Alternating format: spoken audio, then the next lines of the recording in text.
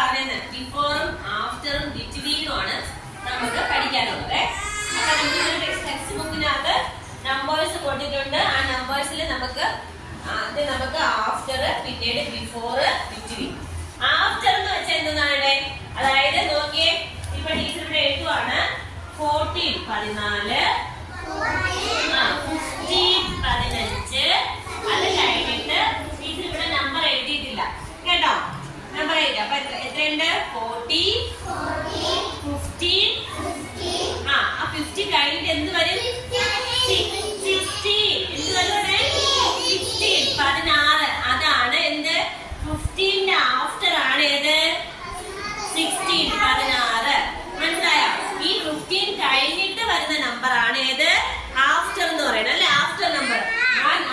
നമ്മളിപ്പോ കൗണ്ട് ചെയ്തുകൊണ്ടിരിക്കുകയാണെങ്കിൽ 1 2 3 4 എന്ന് കൗണ്ട് ചെയ്യുകയോ റൈറ്റ് ചെയ്യുകയോ ചെയ്യുകയാണെങ്കിൽ കറക്റ്റ് ആയിട്ട് 15 16 ഒക്കെ വരുമ്പോൾ ആ റൈറ്റ് ചെയ്യുന്ന നമ്പർ കഴിഞ്ഞിട്ട് തൊട്ടടുത്ത് വരുന്ന ഏത് നമ്പർ ആണോ അതാണ് നമ്മൾ ആഫ്റ്റർ നമ്പർ എന്ന് പറയുന്നത്. എന്താണ് ആഫ്റ്റർ നമ്പർ എന്ന് പറയുന്നത്? എന്ന് പറയും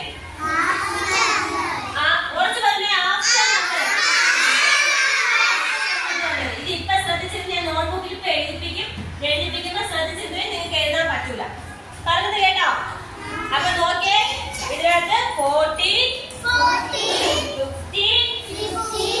15 കഴിഞ്ഞിട്ട് അടുത്ത് വന്ന് എത്രയായിരിക്കും? 16. അപ്പൊ ഇതാണ് എന്ത്?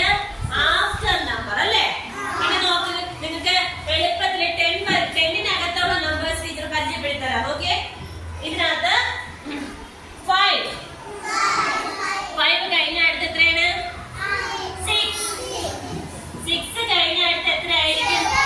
7. അപ്പൊ എത്രയാണ്? 6ന്റെ ആഫ്റ്റർ നമ്പർ എത്രയാണ്? ഓക്കെ, 6ന്റെ ആഫ്റ്റർ നമ്പർ എത്രയാണ്?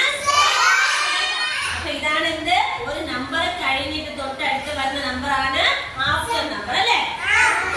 അപ്പൊ 6ന്റെ ആഫ്റ്റർ നമ്പർ 7 ആണ്. അതുപോലെ തന്നെ 15ന്റെ ആഫ്റ്റർ നമ്പർ 16 ആണ്. മനസ്സിലായോ? അപ്പൊ ഇതെന്താണ്? ആഫ്റ്റർ നമ്പേഴ്സ് ആണ്. മറന്നുപോയത് ആഫ്റ്റർ. ടീച്ചർ മുകളിൽ ആഫ്റ്റർ നമ്പേഴ്സ് പറഞ്ഞു കഴിഞ്ഞാൽ നിങ്ങൾ എണ്ണിക്കൊണ്ടിരിക്കുന്നത് മുറയ്ക്കായിട്ട് കൗണ്ട് ചെയ്തുകൊണ്ടിരിക്കുന്ന നമ്പേഴ്സ് കഴിഞ്ഞിട്ട് ഏത് നമ്പർ ആണോ വരുന്നത് അതിനാണ് എന്ത് പറയുന്നത്? ആഫ്റ്റർ നമ്പർ എന്ന് പറയുന്നത്. മനസ്സിലായോ? ബിഫോർ നമ്പർ ഉണ്ട്. ബിഫോർ നമ്പർ ആണെങ്കിൽ നിങ്ങൾ എങ്ങനെ എഴുതി നോക്കിയേ? ഇത് ആഫ്റ്റർ ആണ് അല്ലേ? ഇനി ബിഫോർ ആണെങ്കിൽ എങ്ങനെ വരും? ഇപ്പൊ നോക്കിയേ,